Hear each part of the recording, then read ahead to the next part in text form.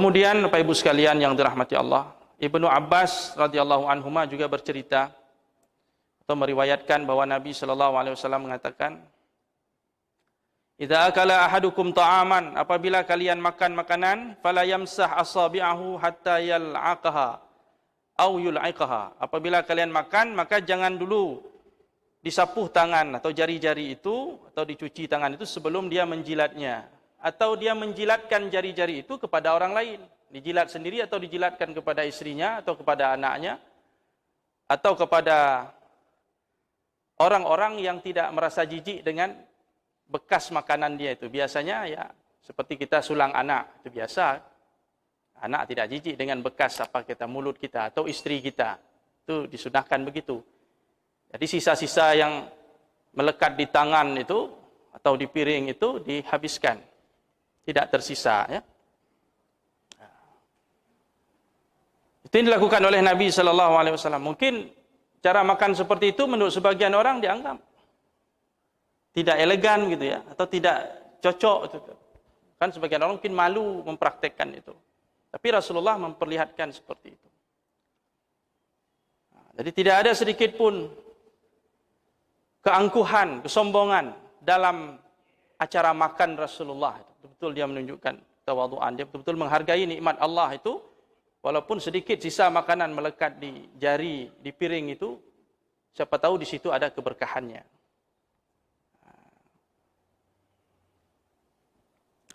Hadirin yang dirahmati Allah Subhanahu wa taala, dalam riwayat yang lain Nabi sallallahu alaihi wasallam memerintahkan tadi membersihkan jari-jari kita dari sisa makanan itu. Kemudian Nabi sallallahu alaihi wasallam mengatakan, "Innakum la tadruna fi ayyi ta'amikum al-barakah." Sebab kalian tidak tahu di bagian mana dari makanan kalian itu yang mengandung keberkahan, ada berkahnya. Jadi dihabiskan. Jadi jangan ada umpamanya kita memiliki kebiasaan kadang-kadang kalau makan itu etisnya itu disisakan sedikit, jangan habis semua gitu kan. Ada orang berpandangan gitu, jangan habis semua, malu kita. Padahal Nabi sallallahu alaihi wasallam memerintahkan supaya dihabiskan sisa-sisa, kecuali yang tidak bisa dimakan seperti tulang ikan dan sebagainya. Itu memang sudah ada makhluk Allah yang menunggu itu. Ya. Hadirin yang dirahmati Allah Subhanahu wa taala. Kemudian dari Jabir radhiyallahu an, Nabi sallallahu alaihi wasallam mengatakan, "Idza waqa'at luqmatu ahadikum," apabila jatuh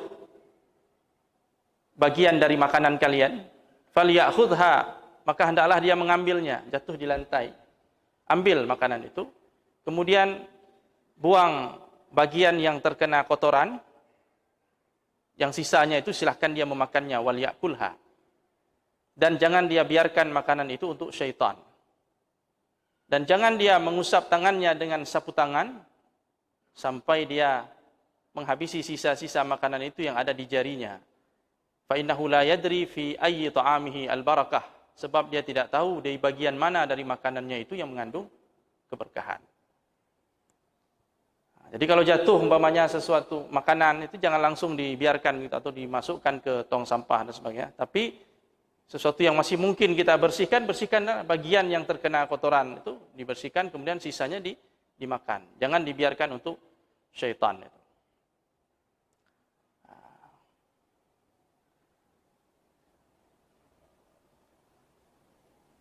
Sini kata para ulama, jadi disunnahkan membersihkan makanan yang terjatuh tadi dari kotoran yang menempel ketika makanan itu jatuh.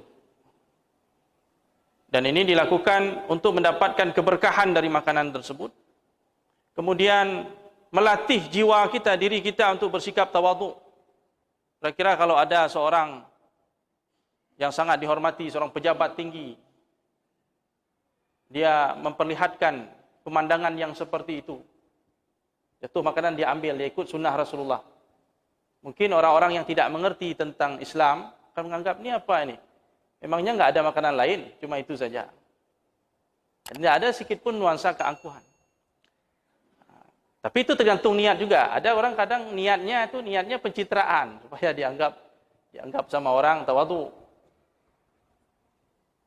Umpamanya seorang pemimpin, presiden umpamanya, tiba-tiba dia makan nasi kucing itu. Kalau di Jogja nasi kucing harga 3.000 makan depan orang. Biar ditengok bahwa oh inilah pemimpin. Kalau niatnya itu pencitraan ya udah enggak ada pahala. Tapi kalau niatnya mengikut sunnah Rasul ya dapat pahala. Jadi Rasulullah mengajarkan ketawaduan karena jiwa kita ini kan kadang-kadang perlu dilatih. Perlu riadah, perlu dilatih. Nafsu kita ni ammarah, ammaratun bisu, mengajak kepada keburukan, mengajak supaya kita sombong, angkuh. Jadi keangkuhan itu diredam, diatasi penyakit itu dengan latihan-latihan seperti tadi. Contoh Nabi mengajarkan tuh. Ambil. Situ ada pelajaran tawadhu di situ. Kemudian Rasulullah ingin mengajarkan kepada kita jangan biarkan sedikit pun dari bagian makanan itu yang diambil oleh syaitan. Jadi betul-betul Rasulullah sudah menyatakan permusuhan abadi dengan syaitan. Jangan biarkan makanan itu dinikmati oleh syaitan sedikit pun. Jangan memberikan kesempatan sedikit pun untuk syaitan. Makanya masuk rumah suruh baca bismillah, zikir. Makan pun baca bismillah supaya syaitan tidak ikut. Karena Nabi SAW mengatakan dalam hadis lain, inna syaitana yahduru ahadakum. Syaitan itu selalu hadir bersama kalian inda kulli syai'in. Dalam setiap urusan kita, syaitan ada di situ. Hatta yahdurahu inda ta'ami. Sampai-sampai syaitan hadir bersama kita ketika kita makan. Waktu kita makan pun dia ikut. Karena dia tidak ingin membiarkan ada kebaikan yang datang kepada kita. Jadi syaitan itu mau ikut campur dalam segala hal urusan kita. Ini dalam kita ngaji pun ada dia juga. Pokoknya dia tidak ingin melepaskan kita dari cengkramannya itu. Fa iza saqatat luqmatu ahadikum, apabila bagian makanan kalian jatuh, falyakhudha, ambil. Wal yumit falyumit maka nabiha min adza. Kemudian bersihkan kotoran yang ada di makanan itu, kemudian dia makan. Wala yada'ha lisyaitan, jangan biarkan makanan itu dinikmati oleh syaitan. Nah, sama redaksinya seperti hadis-hadis tadi yang sudah kita bacakan. Hadirin yang dirahmati Allah Subhanahu wa taala.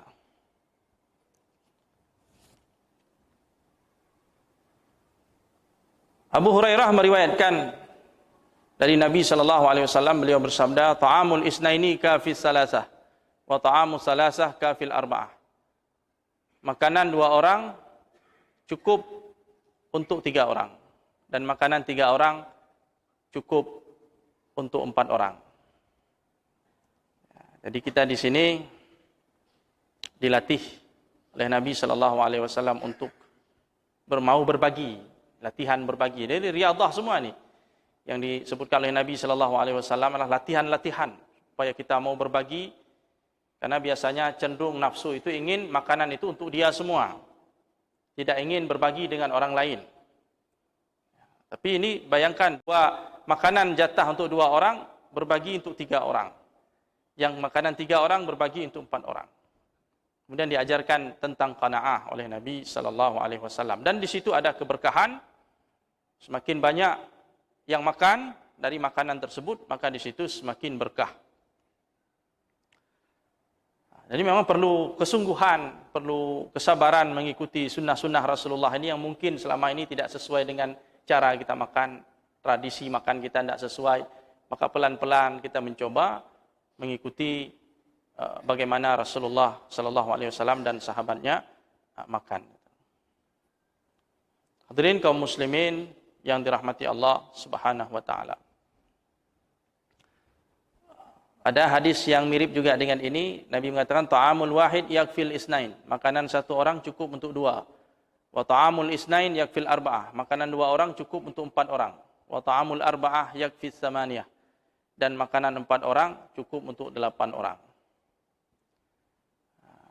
Ini cukup dalam artian kalau semuanya mengikuti adab-adab. Tapi kalau ada salah satu saja atau 2 orang yang menyalahi adab-adab, tidak baca bismillah umpamanya, itu bisa-bisa tidak cukup.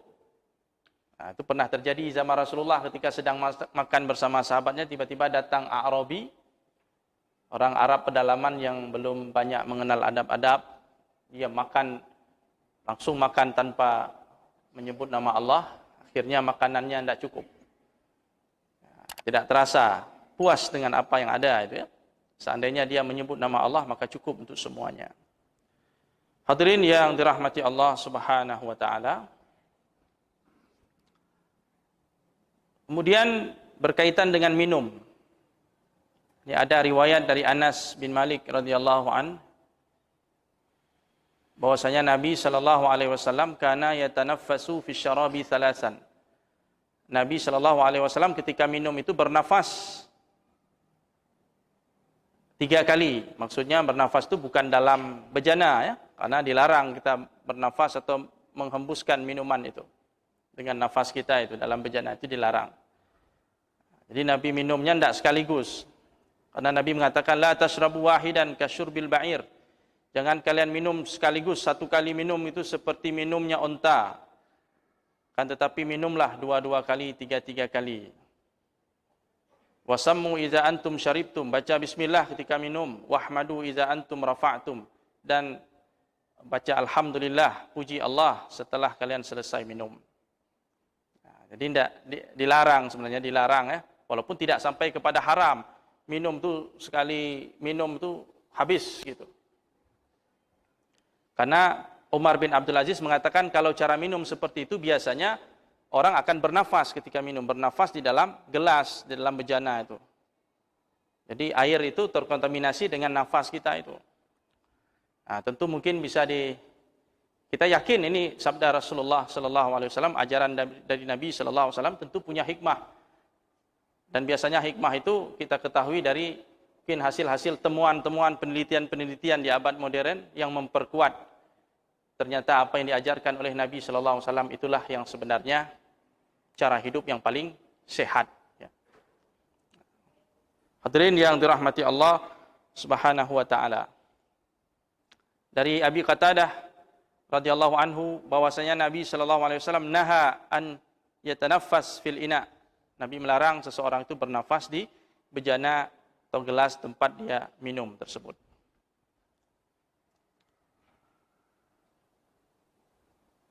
Hadirin yang dirahmati Allah Subhanahu wa taala. Kemudian dari Anas bin Malik juga beliau menceritakan suatu hari dihadirkan kepada Nabi sallallahu alaihi wasallam susu yang sudah bercampur air. Susu bercampur, karena Nabi itu suka minum susu. Baik susu yang murni maupun susu yang sudah bercampur air. Ketika Nabi minum, waktu itu bersama-sama dengan sahabatnya, di sebelah kanan Nabi ada A'rabi, ada orang Arab yang datang dari pedalaman, A'rabi. Sebelah kiri Rasulullah ada Abu Bakar radhiyallahu anhu. Kemudian Nabi minum susu tersebut, kemudian Rasulullah memberikan sisa minumnya itu kepada A'rabi tadi karena dia berada di sebelah kanan. Dia tidak berikan kepada Abu Bakar. Walaupun kita tahu derajat Abu Bakar itu jauh lebih mulia daripada A'rabi tadi. Tapi karena A'rabi kebetulan duduk sebelah kanan, Nabi berikan kepada dia yang minum. Kata Nabi, al-aiman fal-aiman. Jadi setelah kita minum, kasih yang sebelah kanan dulu, kanan-kanan. Dan ini terjadi lagi pada kesempatan yang lain berdasarkan penuturan dari Sahal bin Sa'ad ya. Rasulullah disediakan minum, kemudian Rasulullah minum, di sebelah kanan beliau ada anak-anak. Dalam satu riwayat dikatakan anak-anak itu adalah Abdullah bin Abbas, masih kecil dia. Umurnya 8-9 tahun ketika itu. Lebih kurang. Sementara di sebelah kiri Rasulullah, sahabat-sahabat senior, Abu Bakar, Umar, sahabat-sahabat yang tua. Maka kemudian Nabi berkata kepada sahabat yang kecil tadi, Abdullah bin Abbas, "Ata'zan li an u'tiya haula?" Apakah kamu mengizinkan aku memberikan jatah minum ini kepada yang sebelah kiri, pada orang-orang tua ini? Kata anak tadi, "La wallah, tidak boleh. Demi Allah tidak boleh." Abdullah bin Abbas menolak, tidak memberikan izin. Beliau mengatakan, "La uthiru binasibi minka ahadan." Aku tidak akan memberikan jatahku dari Rasulullah kepada seorang pun. Karena ada satu kemuliaan. Rasulullah minum, bekas minum Rasulullah itu langsung kita minum. Itu kan ada satu kemuliaan itu. Abdullah bin Abbas tidak mengizinkan bekas minum Rasulullah diminum oleh orang lain. Karena ini jatah dia duduk sebelah kanan. Akhirnya dia yang mendapatkan. Akhirnya Rasulullah meletakkan bejana itu di tangan Abdullah bin Abbas. Dia yang minum. Tidak peduli dia walaupun di sebelah kanan, di sebelah kiri Rasulullah ada sahabat-sahabat senior. Ini menunjukkan kecerdasan Abdullah bin Abbas. Bukan dia tidak sopan, bukan dia tidak sopan dengan dengan orang tua, bukan. Kecerdasan dia. Sahabat Rasulullah ini cerdas, Abdullah bin Abbas. Usianya masih muda tapi jangkauan pemikirannya luar biasa. Kenapa? Karena ini bekas minum Rasulullah. Kalau bekas minum kita, okeylah. Tidak sama dengan bekas minum Rasulullah sallallahu alaihi wasallam. Jadi itu adalah suatu anugerah karunia yang luar biasa. Bekas minum Rasulullah, bekas mulut Rasulullah menyentuh mulut kita, itu satu anugerah yang luar biasa. Makanya Abdullah bin Abbas tidak izinkan seorang pun, walaupun Abu Bakar di sana, dia ambil untuk dia. Ya. Dan memang hak dia karena dia duduk sebelah kanan. Itulah beberapa kisah tentang makan dan minumnya Rasulullah sallallahu alaihi wasallam waktu hidupnya. Insyaallah kita lanjutkan pada pertemuan yang akan datang. Aqulu qauli hadza wa astaghfirullah li wa lakum. Subhanakallahumma wa bihamdik asyhadu an la ilaha illa anta nastaghfiruka wa natubu ilaik. Assalamualaikum warahmatullahi wabarakatuh.